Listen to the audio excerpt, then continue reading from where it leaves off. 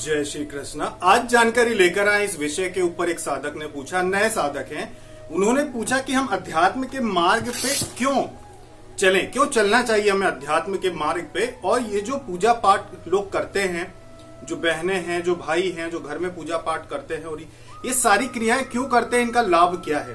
देखिए, अध्यात्म के मार्ग पे चलने का सीधा सीधा बात करें तो ये व्यक्तिगत निर्णय होता है। इसमें बिल्कुल भी ऐसा नहीं है कि दूसरे लोगों को किसी प्रकार का लाभ मिले, ये लाभ पहुंचाने के लिए लोग ऐसा करते हैं। देखा जाए तो इस जीवन में जब मनुष्य जीवन मिलता है लोगों का, जो कि बहुत छोटा होता है, जो कि लोग समझते नहीं है, मनुष्य जीवन बहुत छोटा होता है और बहुत दुर्लभ होता है। एक साधक ने पूछा कि आखिर मनुष्य जीवन हमें मिला क्यों, वो मिला है तो हम अध्यात्म के मार्ग पे क्यों चल रहे हैं। एक बात ध्यान रखना, मनुष्य जीवन आपको इसीलिए दिया जाता है क्योंकि आप मनुष्य जीवन चाहते थे। जितने भी हम में से जितने भी आज जीवात्माएं हैं जो योनियों में जन्म लेते हैं, 84 लाख योनियों में भी जाते हैं, सारी चीजें करते हैं, वास्तव में इनकी शुरुआत कहां से हुई। इनकी शुरुआत हमने खुद की। हम खुद चाहते थे कि हमें मनुष्य जन्म मिले, पृथ्वी लोक में आए, यहाँ पे ऐसे कर्म करें कि हमें और अच्छा पद मिले। जैसे कि हर इंसान चाहता है कि उसको और अच्छा उच्च पद मिले। पद से क्या संबंध है? पद से संबंध यह है कि मान लीजिए कि आप एक लोक में हैं, मान लीजिए कि आप भगवान शिव के लोक में हैं, आप भगवान शिव के लोक में एक ऐसे स्थान पे हैं जहां पे आपको एक ऐसा कार्य सौंपा गया जहां से आप देखते हैं कि भगवान शिव की सवारी निकलती है और उनके जो परम भक्त हैं, जो उनके गण हैं, जो परम भक्त हैं, जो उनकी सेवा कर सकते हैं, वो उनके बहुत ही करीब रहते हैं। और हम उनसे इतने दूर रहते हैं, इतने कोसों दूरी, जो दूरी है वो अगर हमारे भाषा में कहा जाए तो कई किलोमीटर दूर की है, कि 100 किलोमीटर दूर से हम देखते हैं कि भगवान शिव का विराट रूप, विराट सवारी जाती है, जिसे हम दूर से देख सकते हैं भगवान शिव के ही लोक में, लेकिन उनके समीप नहीं जा सकते। तो ऐसे जो लोग होते हैं, ऐसी जो जीवात्माएं होती हैं, ऐसे जो सेवक होते हैं, वो ये मन में इच्छा रखते हैं कि हम ऐसा क्या करें कि हमें भगवान शिव के और समीप जा सके। ऐसा क्या है जो हम अपने इस स्तर से और ऊपर उठ सके। तो अब आप खुद ही सोचिए कि ऐसा क्या हो सकता है जो अन्य लोकों में भी लोगों को अपने कर्मों के अनुसार पद देता है, जो भगवान के और करीब लेकर जाता है, कि आप अपने इष्ट भगवान के और समीप जा सके और उनकी। तो वो होता है आपके पुण्य, वो होते हैं आपके कर्म, जो सिर्फ और सिर्फ पृथ्वी लोक के ही गिनती में आते हैं। आप पृथ्वी लोक में आने के लिए स्वयं प्रार्थना करते हैं। जब आप अन्य लोकों में थे, सभी लोग अलग अलग लोकों से आए हो इस पृथ्वी लोक में, तो आपने स्वयं ये इच्छा रखी थी कि हमारी उन्नति हो, हमारी उन्नति हो, अभी हम जहां हैं इससे भगवान के और करीब जा सके। हो सकता है कि आप में से बहुत सारे लोग ऐसे हों जो बैकुंठ में रहे हों, बहुत सारे ऐसे लोग हों जो दूसरे अच्छे लोकों में रहे हों, लेकिन और भगवान के समीप जाने के लिए और ऊंचे स्तर पर जाने के लिए आपने प्रार्थना की हो कि हमें पृथ्वी लोक में भेजें और हम यहाँ पे आके ऐसे पुण्य कमाएं, ऐसे कर्म करें, अपनी तपोबल बढ़ाएं कि आगे चल के हमको और भगवान के समीप की सेवा करने की का जो अवसर प्राप्त हो सकता है कि हम भगवान के चरणों में ही हमको ये स्थान मिले कि हम उनकी सेवा कर सकें। तो इसी मनोकामना के तहत देवी देवता भी वर्षों वर्षों तक प्रतीक्षा करते हैं कि उनको मनुष्य का जीवन मिले। और जब उनको मनुष्य का जीवन मिलता है तो क्या होता है कि महामाया का जो जाल यहाँ बिछा हुआ है उसमें वो भी जन्म लेने के बाद फंस जाते हैं। लेकिन जैसे कि हर जीवात्मा का कोई ना कोई संबंध होता है किसी न किसी देवी देवता से, तो जब एक व्यक्ति जन्म ले लेता है और माया में फंस जाता है, तब भी उसका लगाव उन शक्तियों के प्रति रहता है, उन देवी देवताओं के प्रति रहता है जिनके साथ वो पहले था। तो वही देवी देवता जो होते हैं उसको संकेत देते हैं, उसको प्रोत्साहित करते हैं कि कैसे भी करके धर्म के मार्ग पे आ जाए। लेकिन आप इस पृथ्वी की जो मोह माया है, एक ऐसी मोह माया जिससे किसी को भी लाभ आज तक नहीं मिला। एक इंसान जो सोचता है कि मैं बहुत कुछ कर लूंगा, पैसे जोड़ के बहुत कुछ कर लूंगा आगे चल के, एक युवा व्यक्ति क्या सोचता है कि जैसे ही मैं पैसे कमा लूंगा, एक बहुत सुंदर स्त्री से शादी कर लूंगा, मेरे पास अच्छी गाड़ी होगी, मेरे पास अच्छा घर होगा, अच्छे से अच्छा सोचता है। लेकिन होता क्या है, जैसे 30 साल पार करता है उसको बीमारियां घेरना शुरू हो जाती हैं। हो सकता है आजकल तो यही होता है कि सर के बाल झड़ जाते हैं, 30 के बाद सर के बाल ही झड़ जाते हैं, 30 तक जाते जाते आधे से ज्यादा लोगों के बाल झड़ जाते हैं, शरीर में शुगर हो जाती है, दूसरी बीमारियां पकड़ लेती है, बीपी हो जाता है ना। फिर वास्तव में आप उनकी हालत देखेंगे तो ना वो कुछ अच्छा खा सकते हैं जिसके वो सपने देखते थे कि हम अच्छा खाएंगे, ना अच्छा खा सकते हैं, ना अच्छा रह सकते हैं, क्योंकि उनकी हालत ये हो जाती है। आपने बहुत सारे लोगों को ऐसा देखा होगा कि जब पैसा आता है तो उनके आप शरीर को देखिए, उनका शरीर पूरी तरह से बिगड़ चुका होता है। जो सुंदरता जो लेकर वो आए थे इस दुनिया में वो समाप्त हो चुकी होती है। एक प्रकार से एक अलग ही इंसान दिखाई देता है कि बचपन में एक सुंदर सा दिखने वाला बच्चा जब 30 के बाद जाता है तो बहुत अजीब दिखता है, और उसके बाद सीधे उसका वृद्धावस्था आना शुरू हो जाती है। मतलब जो सपने देखकर एक इंसान उस माया में फंसता है और अध्यात्म के मार्ग से दूर जाता है कि मुझे तो पैसा कमाना है, आगे चल के वो सब कुछ उसे अपने आप दूर हो जाता है। तो ये स्थिति सभी के साथ होती है, ऐसा कोई भी नहीं है जो इस बात को समझे ना। बहुत सारे लोग होते हैं जो नहीं समझ पाते, जिनकी उम्र निकल जाती है और अंत में जाकर उन्हें पछतावा होता जरूर है, लेकिन वो किसी को कुछ कह नहीं सकते क्योंकि वर्षों का समय निकल गया। और मनुष्य जीवन इतना छोटा होता है कि कोई भी ये नहीं कह सकता कि हम 100 साल जिएंगे या 200 साल जिएंगे। एक महिला थी, उनकी जो उम्र थी वो थी 60 साल। उन्होंने कहा कि अब मैं क्या करूं, अध्यात्म के मार्ग पे चलना चाहती हूं, मैं ऐसा क्या करूं कि आने वाले जीवन में मैं बहुत कुछ कर सकूं। तो हमने उनसे ये कहा कि आपकी उम्र क्या है अभी? उन्होंने कहा लगभग 60 साल की मैं हो गई हूं। तो हमने उनसे यही कहा कि देखिए, पहली बात तो यह है कि आप 90-100 साल भूल जाइए, हमें तो कोई 75 साल से ऊपर का भी कोई दिखाई नहीं देता।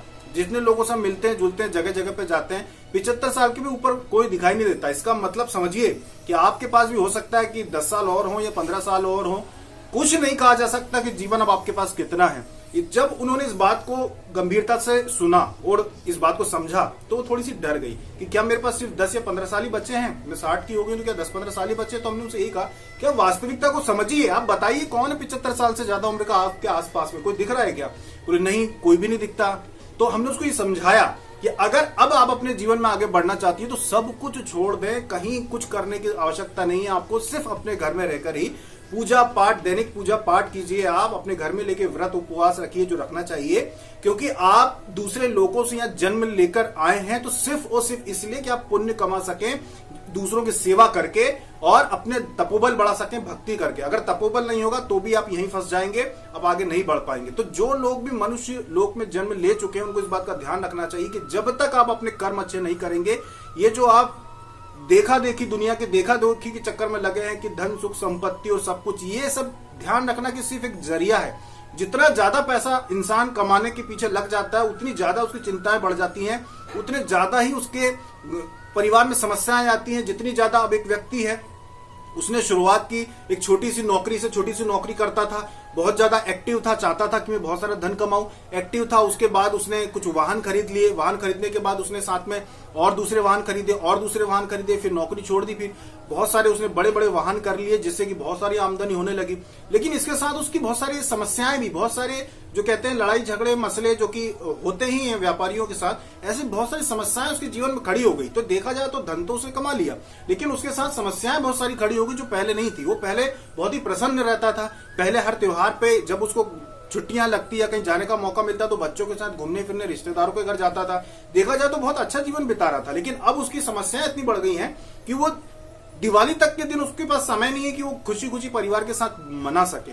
तो ये सारी स्थिति यानी कि माया के जाल में फंसने के बाद आप भूल जाते हैं, अब धन और दूसरी चीजों के पीछे इतने ज्यादा लग जाते हैं कि आप भूल जाते हैं कि आपका जन्म क्यों मिला। आपका जन्म मिला है सिर्फ और सिर्फ इसलिए कि आप आगे की यात्रा अच्छी कर सकें, और ये हो सकती है अपने घर के पूजा पाठ जब तब से। बहुत सारे लोगों को हमने देखा अभी लगातार, न जाने कैसे, पर बहुत सारे लोग जो है वो अचानक से कुंडलिनी जागरण की बातें करने लगे हैं कि हमें कुंडलिनी जागृत करना है। बहुत सारे जो लोग हैं ऐसी सिद्धियों की बात कर रहे हैं जिनका उनके भविष्य में कोई साथ देने वाली चीज है नहीं, कोई सहायता नहीं मिलने वाली है, जिनसे उनकी पारलौकिक यात्रा में कोई सहायता नहीं मिलने वाली है। क्योंकि आपके साथ आपके पुण्य जाते हैं, आपका तपोबल जाता है, आपके साथ किसी आपकी कुंडलिनी शक्ति नहीं जाने वाली। आपके साथ सिर्फ और सिर्फ आपके पुण्य जाएंगे। वो कुंडलिनी शक्ति जगाते क्यों है लोग? इसीलिए कि अध्यात्म में और मन लगे, आपका अध्यात्म में उन्नति करे, सिर्फ उसी के पीछे नहीं लग जाना। बहुत सारे लोगों ने पूजा पाठ छोड़ के और कुछ विशेष चीजों के पीछे लग गए जो कि गलत है, ऐसा ना करें।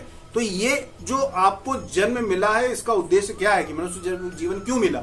मनुष्य जीवन इसीलिए मिला है कि आप अच्छे कर्म करें और अच्छे कर्म करके इतने पुण्य कमा ले कि आपको मोक्ष प्राप्त हो जाए। आप जिस भी इष्ट भगवान को मानते हो अपना, जैसे कि कृष्ण जी को मानते हो, शिव जी को मानते हो, जिसको भी मानते हो, मन में संकल्प कर ले कि उनका कम से कम अपने जीवन में रहते हुए 1 करोड़ से 5 करोड़ जब तो मैं करूंगा ही करूंगा, कुछ भी हो जाए। चाहे आप रोज जितना आपकी मर्जी हो उतना करें। जरूरी नहीं है कि घर में पूरा साधन हो आपके पास पूजा पाठ का, उसके बाद ही करें।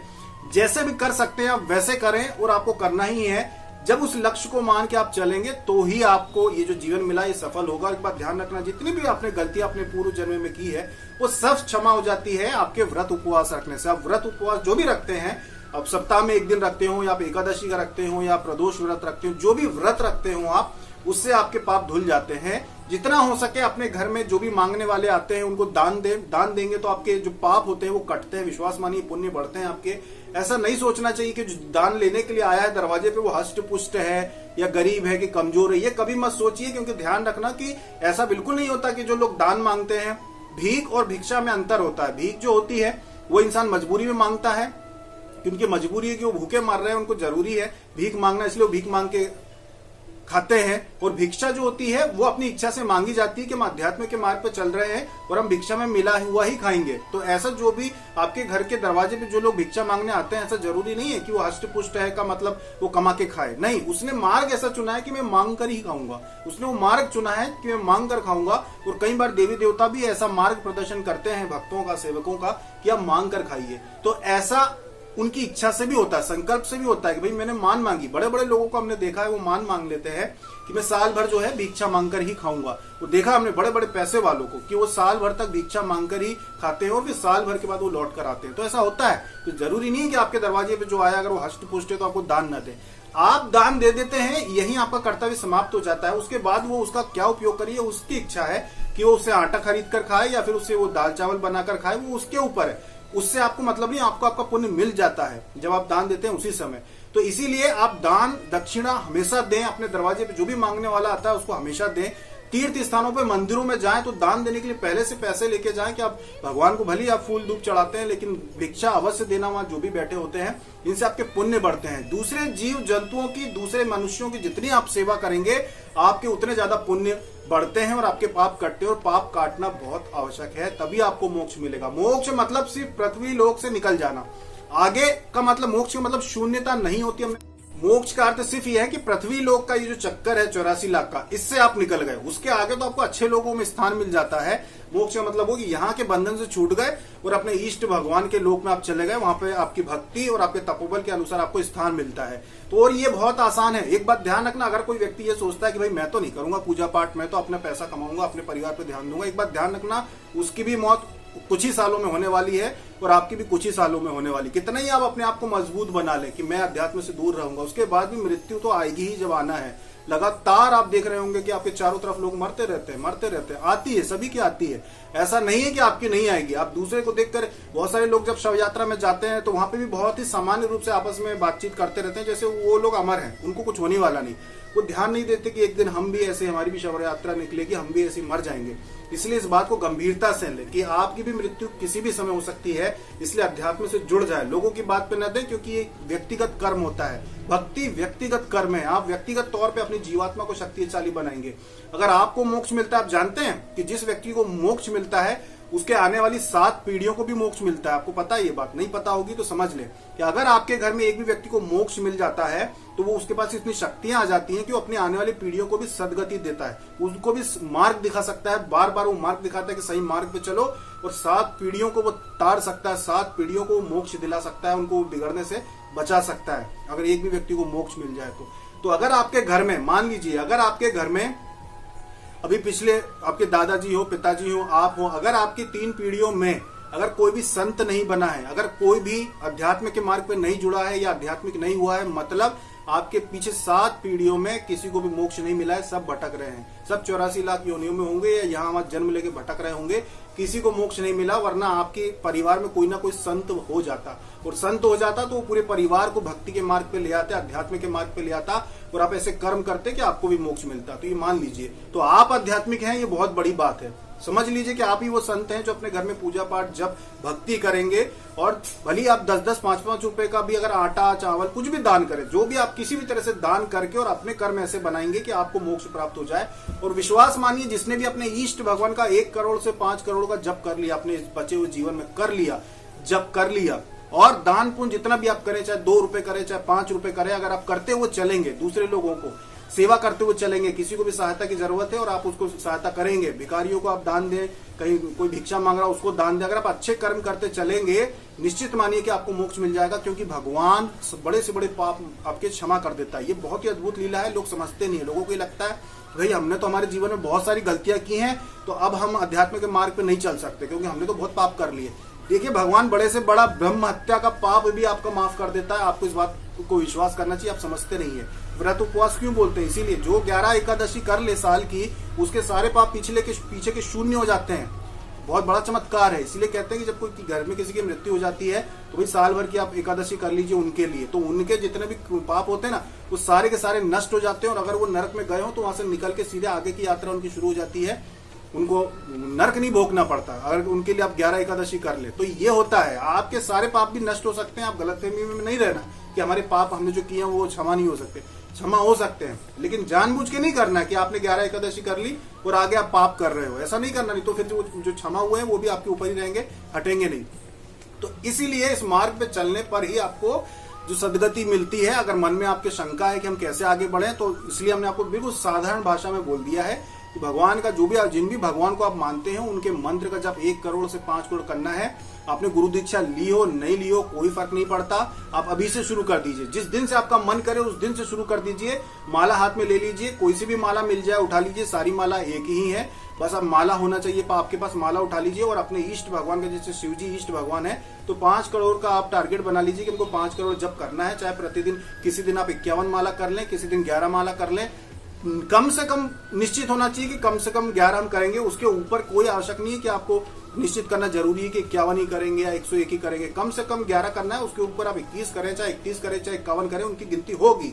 आप उनकी गणना कीजिए कॉपी में कि आज हमने इतनी करी, नोट करते जाए और लक्ष्य बना ले कि हमारा जो आने वाला जीवन है हम दैनिक कार्य सारे करेंगे, लेकिन मंत्र जब हमेशा करते रहेंगे तो आपका मोक्ष निश्चित है। इसीलिए आपको ये मनुष्य जीवन मिलता है क्योंकि आपने मांगा था कि हमको और अच्छे लोक में जाना है, भगवान के और समीप जाना है। तो उस मौके को भूलिए मत। आपने गिड़गिड़ाए थे, भीख मांगी थी, हमको ये जन्म मिले, तभी आपको जन्म मिला और इसीलिए आपको भारत में जन्म मिला और इस धर्म में जन्म मिला कि आप पूजा पाठ के समीप हैं, कि आप कर सकते हैं और आपको ये ज्ञान मिल चुका है। इसके बाद अगर आप इस ज्ञान को नकारेंगे तो फिर आपको समस्या होगी। इस बात को समझ लीजिए। तो ये जन्म जो साधक का सवाल था कि क्यों मिला, तो आपके कहने पे मिला, आपके मांगने पे मिला कि हमको भगवान के समीप जाना है। जिसका जितना ज्यादा तपोबल होता है, जितनी ज्यादा जप होते हैं, जितनी ज्यादा दान पुण्य होते हैं, वो व्यक्ति भगवान के उतने समीप का पद पाता है, वो भगवान की सेवा में उतने करीब होता है। क्योंकि भगवान का जो लोक होता है वो लोक ऐसा नहीं है कि